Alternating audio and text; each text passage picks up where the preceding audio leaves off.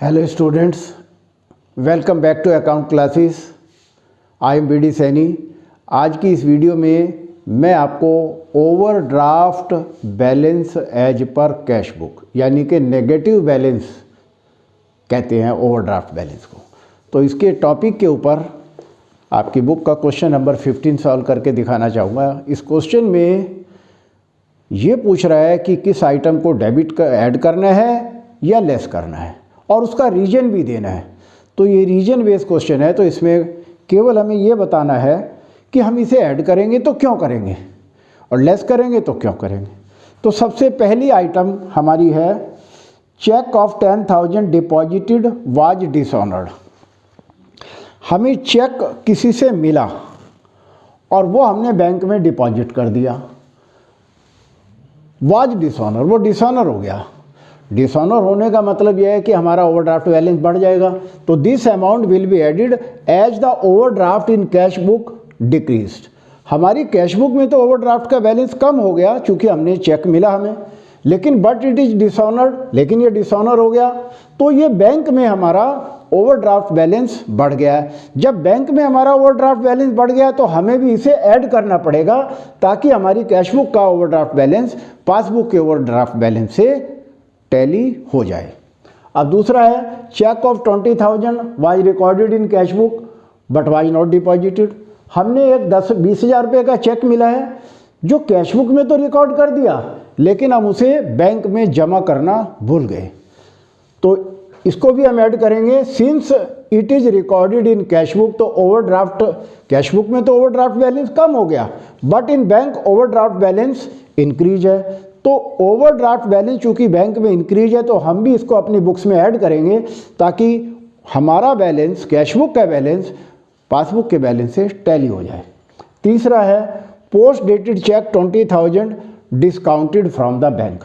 एक चेक था, हमने बैंक से डिस्काउंट करा लिया, वाई डिसऑनर्ड। ये पहली वाली सिचुएशन ही है, तो इसको भी ऐड ही करेंगे।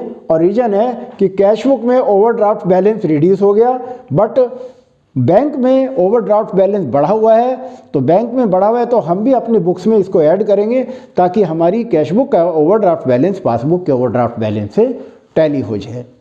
इस तरीके से हमने एक ये अपनी लैंग्वेज में ही रीजन देने हैं। नेक्स्ट है a cheque issued to Ramesh. Ramesh को हमने 5,500 रुपये का चेक इशू किया, was not recorded in cash book. जब हमने चेक इशू किया तो at it is not recorded in cash book, तो passbook it is presented, passbook में ये चेक प्रेजेंट हो गया। इसका मतलब यह है कि पासबुक का ओवरड्राफ्ट बैलेंस हमारा इंक्रीज हो गया है, तो हमें भी इसे इंक्रीज करना पड़ेगा ताकि हमारी कैश बुक का ओवरड्राफ्ट बैलेंस पासबुक के ओवरड्राफ्ट बैलेंस से टैली हो जाए। और लास्ट है ये payment side of cash book was undercast. Cash book में 4,000 रुपये की कोई पेमेंट थी, वो हमसे कम लिखी गई, अंडरकास्ट हो गई, तो इसको भी ऐड करेंगे। ड्यू टू दिस पेमेंट 4,000 हमारा कैश बुक का ओवरड्राफ्ट बैलेंस क्या हुआ,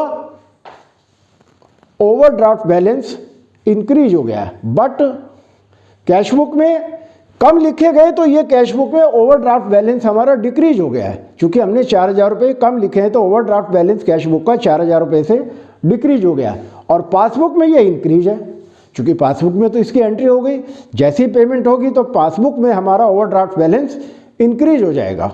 तो इसलिए हमें भी इसे अपनी बुक्स में ऐड करना पड़ेगा ताकि हमारी कैश बुक का ओवरड्राफ्ट बैलेंस पासबुक के ओवरड्राफ्ट बैलेंस से टैली हो जाए।